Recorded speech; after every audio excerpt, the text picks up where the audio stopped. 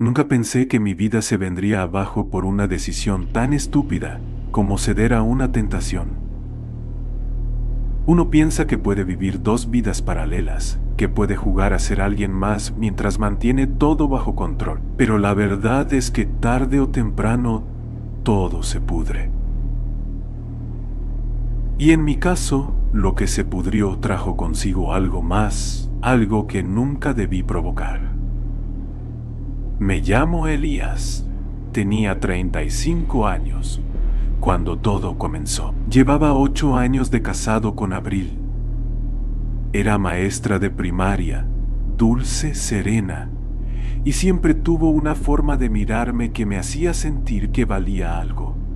Pero uno nunca valora eso hasta que ya no está, hasta que esos ojos se apagan. La conocí en la universidad. Nos casamos jóvenes, con muchas ilusiones, pero sin mucha experiencia. Con el tiempo, la rutina nos alcanzó. Ella se concentró en su trabajo, en los niños del aula, y yo en el mío. Era supervisor en una constructora, y eso implicaba estar fuera de casa durante días. Ahí empezó todo.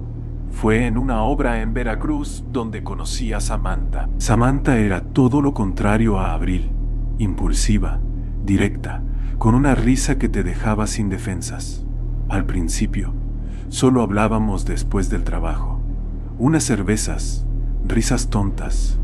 Pero un día se me hizo fácil seguirla hasta su habitación. No fue amor, fue deseo, ego, una necesidad estúpida de sentirme vivo. Pensé que podía ocultarlo, que Abril jamás lo sabría. Pero ella cambió, no de golpe, sino lentamente. Empezó a tener sueños extraños. Se despertaba sudando, temblando. Decía que veía a alguien parado junto a la cama, una sombra con ojos brillantes. Pensé que era estrés. Incluso la llevé al médico. Una noche, mientras yo dormía, ella se quedó observándome en la oscuridad. Me despertó ese tipo de silencio denso, como si el aire estuviera pesado. Me di vuelta y la vi sentada al borde de la cama, inmóvil, los ojos abiertos como si no parpadeara. Le dije su nombre, pero no respondió. Cuando al fin parpadeó, me dijo algo que me congeló la sangre. Ya sé lo que hiciste, y ellos también lo saben. No supe cómo reaccionar. Balbuceé excusas, pregunté de qué hablaba. Me respondió con una sonrisa triste. No me gritó, no me golpeó. Solo se levantó. Salió al patio y estuvo allí, sentada hasta que salió el sol. Esa fue la última noche normal de mi vida. Después de esa noche, Abril no volvió a ser la misma. Seguía yendo a trabajar, seguía cocinando, limpiando, pero lo hacía de forma mecánica.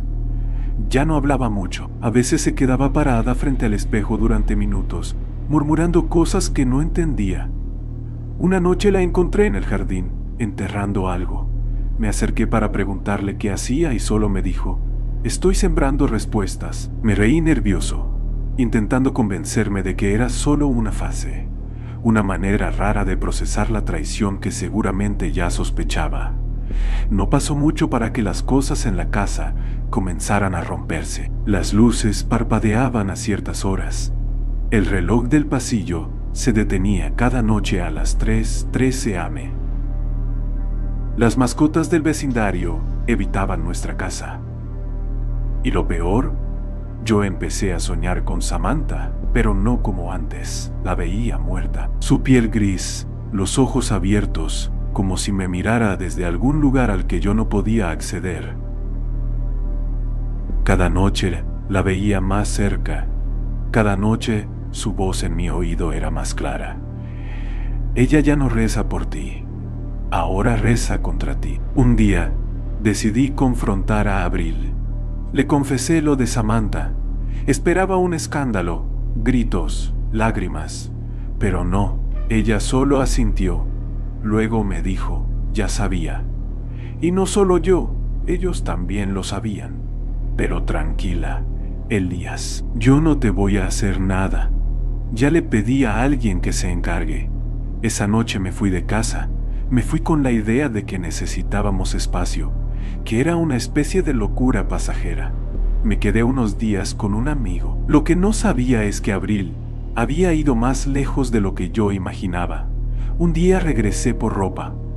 La casa olía raro, como a incienso, pero con algo más: sangre, metal, podrido. Entré al cuarto y encontré un círculo en el suelo, hecho con ceniza y cabellos. En medio, una figura pequeña de trapo, con mi foto pegada en la cara. La boca estaba cosida con hilo rojo. Intenté destruirlo, lo quemé, pero esa noche desperté con la garganta cerrada, como si algo invisible me estuviera estrangulando. Apenas logré encender la luz. No había nadie, pero en el espejo había algo escrito con lo que parecía barro seco: tú lo rompiste. Nosotros te rompemos. Me fui de la casa y no volví. Me instalé en un departamento pequeño en la ciudad. Durante las primeras semanas, traté de vivir con normalidad, pero todo estaba lejos de ser normal. En la noche escuchaba pasos en el techo, golpes en las paredes. A veces, la televisión se encendía sola y reproducía estática. No me atrevía a llamarla, pero cada tanto revisaba sus redes. Ella no subía nada desde hacía días. Silencio total. Samantha me escribió una noche. Estaba asustada. Me dijo que alguien había ido a buscarla a su casa. Una mujer cubierta con un velo negro, que dejó un puñado de tierra y una fotografía mía quemada en la puerta. Pensé en ir a verla, pero al día siguiente, Samantha desapareció. La policía no encontró señales de violencia, nada en las cámaras, nada en sus cosas. Desapareció como si nunca hubiera estado. La última persona que la vio fue una vecina que la saludó justo antes de que subiera a su coche. A partir de ahí, la nada. Intenté volver con Abril. La llamé, le mandé mensajes, incluso fui a la casa. Nadie abrió, pero alguien me observaba desde adentro. Lo sentía. Dejé una nota bajo la puerta. Esa noche soñé con Samantha de nuevo. Me dijo que ella estaba del otro lado y que lo que venía por mí no era humano. Fui con un curandero, uno de esos que atienden en un cuartito con santos, velas y olor a ruda. Le mostré una foto de Abril. El hombre me miró con miedo. Me dijo que ella había hecho un pacto, que lo que me perseguía ahora no era ella, sino algo que ella había invocado para evitar su dolor. Te marcó con tu pecado, me dijo. Cada vez que sueñas, lo dejas entrar más. Me dio una vela negra, agua bendita y un paquete con raíces secas y polvo blanco. Me dijo que hiciera un círculo en mi casa, que me encerrara dentro y no saliera sin importar lo que oyera. Esa noche lo hice. A las 3:13 en punto, la temperatura bajó. El agua bendita empezó a hervir. Las paredes vibraban con susurros. Vi una figura fuera del círculo. ¿Era yo? O algo que parecía yo, pero los ojos estaban vacíos, negros y sangraban. Me hablaba, pero no movía la boca. La voz resonaba adentro de mí. Abril ya no te odia, Elías. Ahora eres su ofrenda. Cuando desperté, tenía marcas en los brazos, como si manos invisibles me hubieran sujetado. El círculo estaba roto. Y desde ese día, cada espejo que me refleja no me muestra a mí. Me mudé a casa de mi madre. No le conté nada, solo dije que necesitaba tiempo, que las cosas con Abril habían terminado. Ella me recibió con esa calidez que solo tienen las madres, pero sus ojos reflejaban una inquietud que no sabía cómo explicar. Las primeras noches fueron tranquilas, o al menos eso creí. Me sentía más seguro, como si todo hubiera quedado atrás, pero no. Lo que me perseguía no se había quedado en el apartamento, me había seguido. Una madrugada, mi madre entró a mi habitación. Estaba pálida. Me dijo que había escuchado a alguien hablando en la sala, pero cuando fue a revisar no había nadie. Lo que más la asustó fue que la voz decía mi nombre una y otra vez, como un susurro cargado de veneno. Era como si te estuvieran llamando desde un pozo, me dijo. Una voz de hombre, pero hueca. Intenté tranquilizarla, pero ni yo podía con mi miedo. Esa noche no dormí. Me senté frente a la puerta de la habitación con una vela negra encendida y una cruz en la mano. A las 3:13, como siempre, algo tocó la ventana. 3 golpes, pausados. Fui hasta allí con el corazón en la garganta. No vi nada afuera, pero al volver a mi cama encontré una carta. Estaba escrita con sangre. Decía: ya estás listo para cruzar. Ella ya lo hizo. Llamé al curandero desesperado. Me dijo que eso no era una simple brujería, que Abril había pactado con algo ancestral, algo que no entiende de perdón ni de arrepentimientos. Me habló de un cementerio viejo en un pueblo llamado Tecomatlán. Me dijo que ahí podría encontrar a alguien que sabía cómo cerrar las puertas que se habían abierto. No me lo pensé. Tomé mi coche y conduje casi 5 horas hasta el lugar. El pueblo parecía detenido en el tiempo. Calles de tierra, casas de adobe y gente que me miraba con recelo. Pregunté por la curandera. Nadie quería hablar. Solo una anciana, vendiendo velas frente a la iglesia, me señaló una vereda. Si vas, que sea con el corazón limpio, me dijo, porque si llevas más pecado que miedo, no volverás. La encontré en una choza cubierta de ramas secas. Se llamaba Genoveva, no tenía ojos, solo cavidades vacías. Aún así, me miraba. Me dijo que Abril no había actuado sola, que había sido guiada por una entidad llamada Zik, un espíritu de venganza que se alimenta del rencor y de la traición. Ella abrió la puerta a Elías, pero tú diste la llave. Le rogué que me ayudara.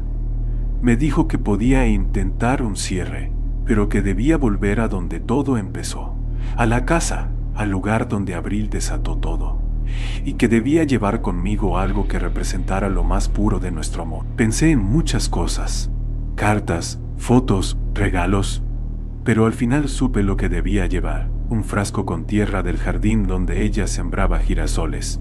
Ahí nos besamos por primera vez. Regresé a la ciudad con el frasco en la mano. Al llegar a la casa, la encontré abierta. Las luces no funcionaban. La oscuridad era tan espesa que parecía líquida. Subí las escaleras. El aire olía a podrido, a carne vieja. En nuestra antigua habitación, encontré a Abril. Estaba sentada en el suelo, dentro de un nuevo círculo. Tenía los ojos completamente negros. Al verme, sonrió. Llegaste justo a tiempo. Él te estaba esperando. ¿Quién?, pregunté. El que me consoló cuando tú te fuiste, el que me escuchó llorar, el que me ofreció justicia. Zik. Las paredes comenzaron a temblar. Una figura oscura se alzó detrás de ella. Era alta, alargada, con brazos que rozaban el techo. No tenía rostro, solo una boca que se abría de lado a lado. Intenté rezar, pero mi voz se ahogaba.